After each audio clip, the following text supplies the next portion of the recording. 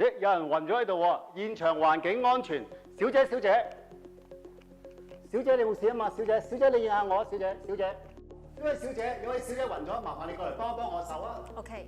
暢通氣道，口腔冇明顯嘅異物，聽呼吸探脈搏，1001、1002。若傷病者沒有呼吸、脈搏同循環徵象，立即召喚救護車及提取去顫器，並開始心肺復甦法。麻煩你幫我報警，叫救護車開始心肺復甦法。幫我手，唔該。13、14、15、16、17、18、19、10、11、11、叫咗救護車咯。急救員貼好電極片後，去顫器會進行分析。若分析後需要電擊，半自動型號嘅去顫器需要急救員喺聽到充電完成指令後，按下電擊掣先會發放電流。而全自動嘅去顫器則喺去顫器充電後會自行進行電擊。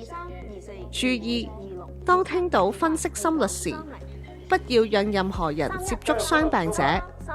待去顫器進行分析是否建議電擊。唔好接觸患者，而家進行心率分析，請等一等。嗱，而家救緊人啦，唔好行埋嚟啊！建議進行電擊，唔好接觸患者。按紅色閃爍鍵已進行電擊。第一次嘅電擊。電擊完成。繼續心肺復甦法。電擊後立即繼續施行心肺復甦法。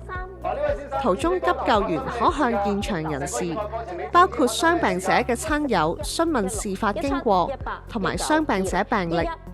喺過程中，急救員要留意喺去顫器正在分析及電擊時，旁邊有否干擾嘅電子器材或其激動嘅親友，可能影響分析及電擊。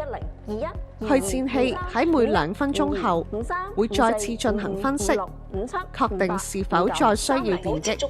如分析後不需電擊，替傷病者檢查呼吸、脈搏同循環徵象。如仍未恢復，可以繼續進行心肺復甦法，並繼續以去顫器監察心率。如傷病者已恢復呼吸、脈搏及循環徵象，可檢查反應，並按急救程序提供合適嘅救援。